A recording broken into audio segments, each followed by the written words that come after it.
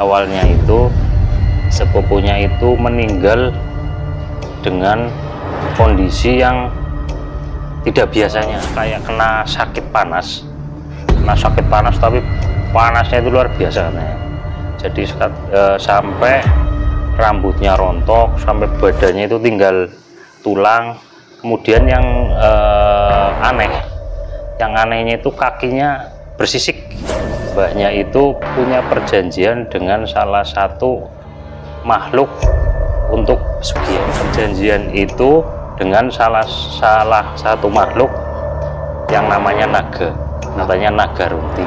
Naga runting itu minta tumbal sampai 7 turunan. Assalamualaikum warahmatullahi wabarakatuh. Salam Rahayu. Apa kabar seluruh Gromet? Kembali lagi di SMN Pantura Podcast bersama saya Robi Panca dalam segmen Gromet Gromi Ahmad Deni.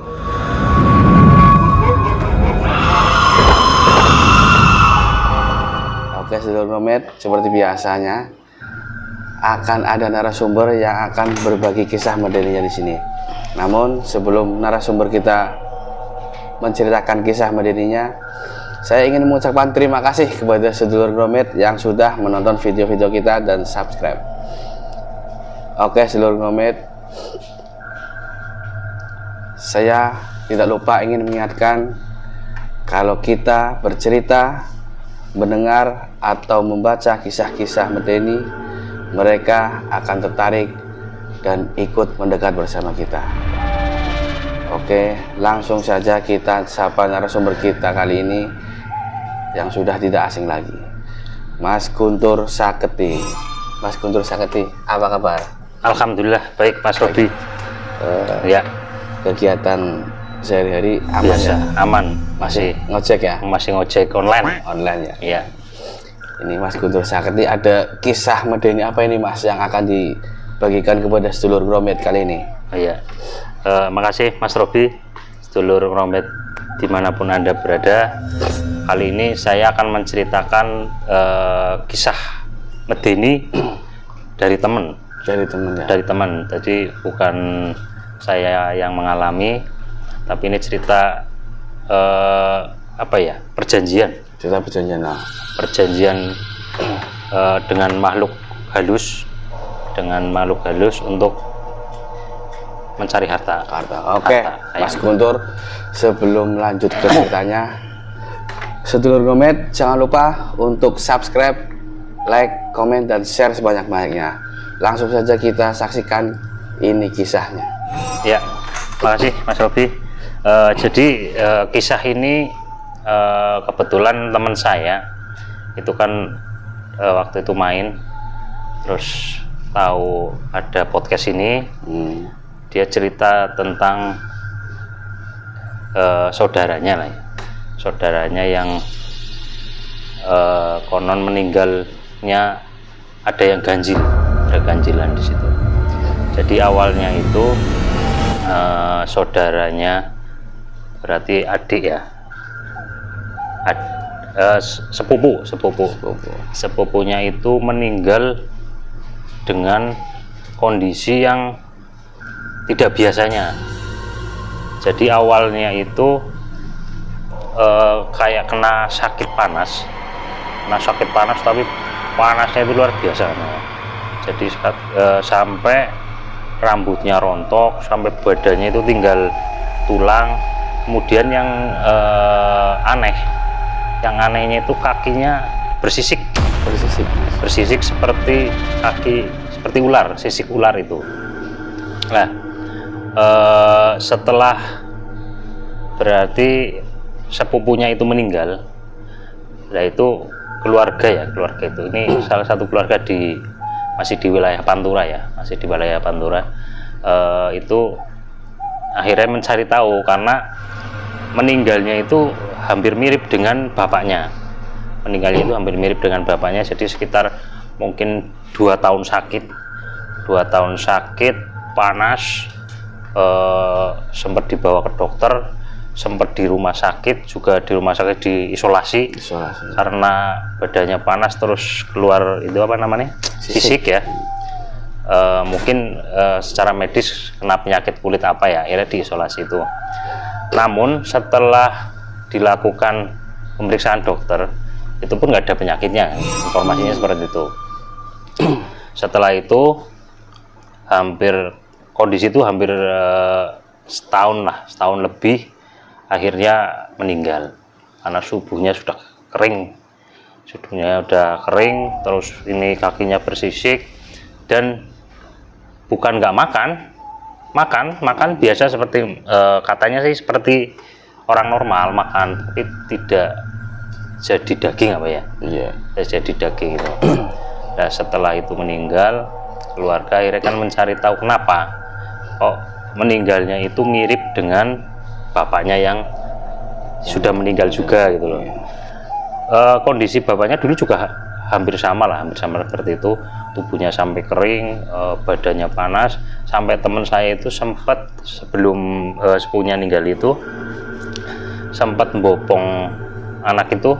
Jadi kalau nggak salah itu masih muda lah, sekitar umur 20-25an itu, bopong itu katanya sampai sini, sampai panas tangannya, karena saking panasnya itu, suhunya sangat tinggi, sampai rambutnya itu rontok semua, jadi kering lah kayak orang kering itu.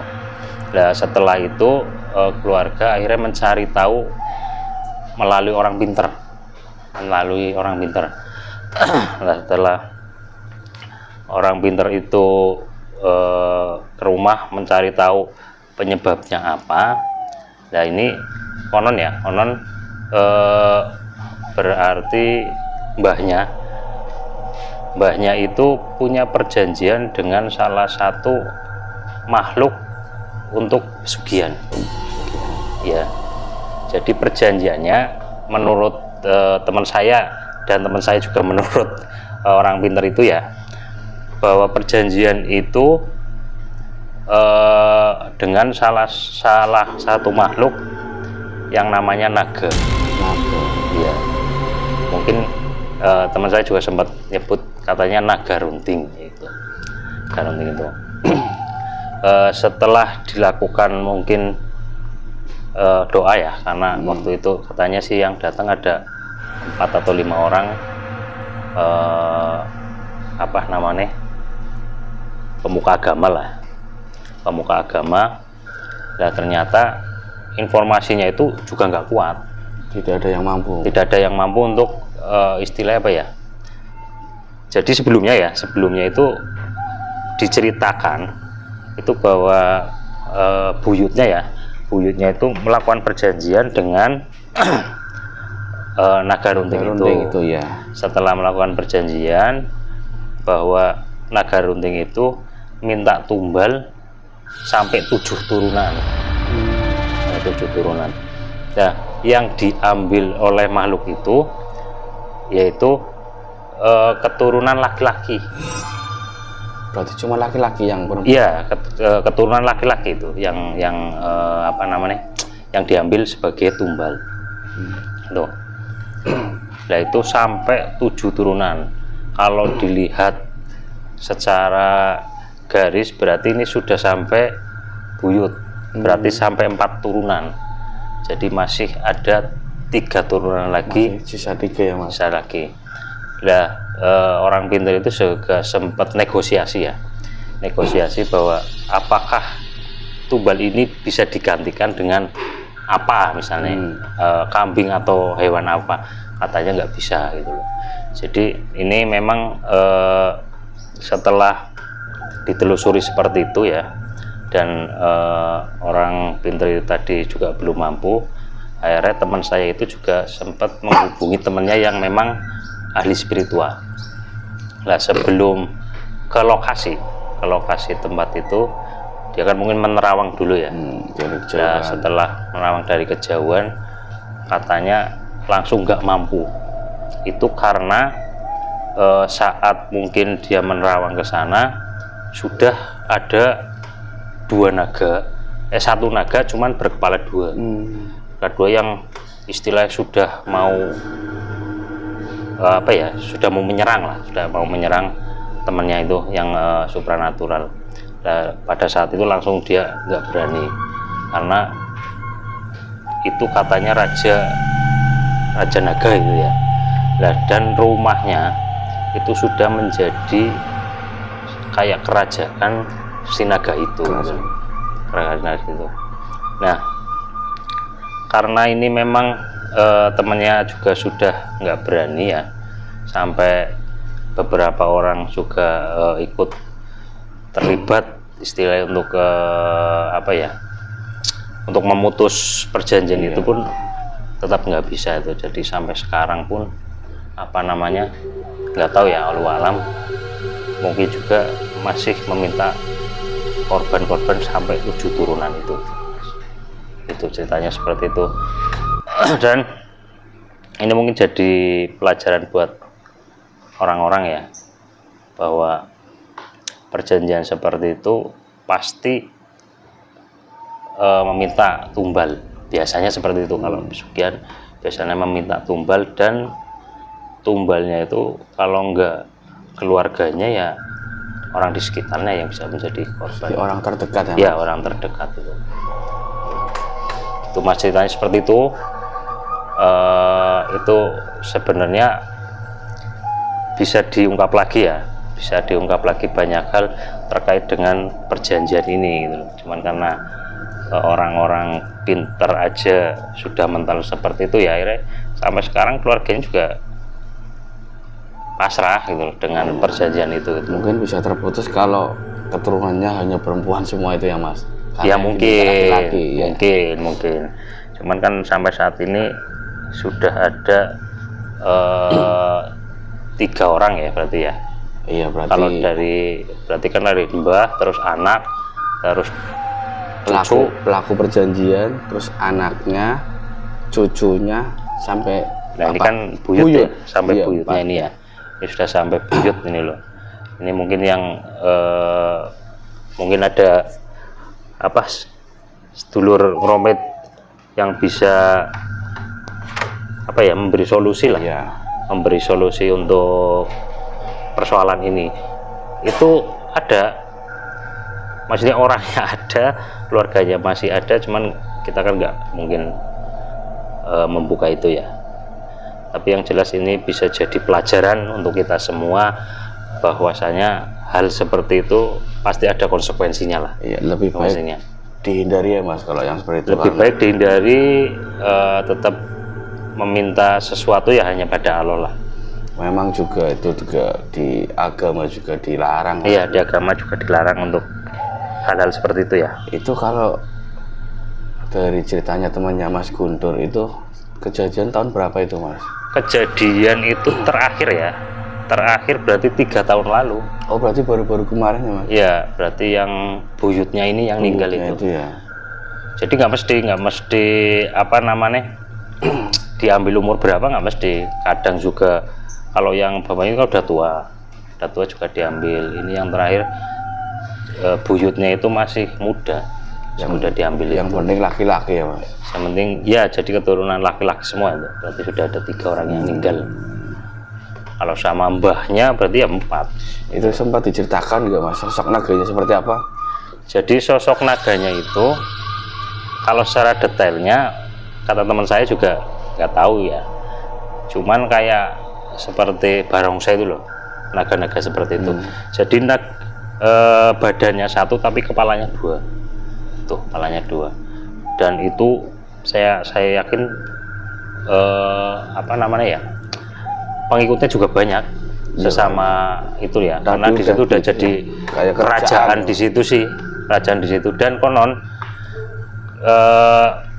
apa namanya ya, rumah itu pun sekarang akhirnya nggak ditempati, kosong berarti mas? Kosong, karena tahu bahwa di situ sudah ada kerajaan itu, akhirnya dikosongkan. Tuh.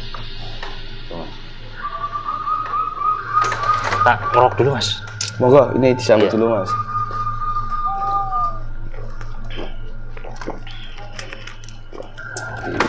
Seperti apa mas? Ini sebenarnya saya juga rada takut-takut gimana ya, karena setiap orang yang mau ngobatin ataupun menyelesaikan persoalan itu biasanya kena imbas itu loh. Iya, tapi kan ini yang mau coba langsung didatangi ya, Mas. Datangi. Tapi ini kan karena ini edukasi ya, edukasi buat sedulur-sedulur ngeromet, insya Allah sih nggak apa-apa lah. Nah itu kan karena tadi katanya untuk supaya kaya ya Mas, itu memang kaya beneran? Coba gimana Mas? Ya informasinya kalau dari mbahnya itu memang kaya. Wah kaya sampai keturunannya sekarang juga berada lah, maksudnya punya itu loh. Nggak tahu apakah itu masih include di perjanjian yang awal sampai 7 turunan itu kaya tapi harus ada tumbal itu atau apa, nggak tahu itu.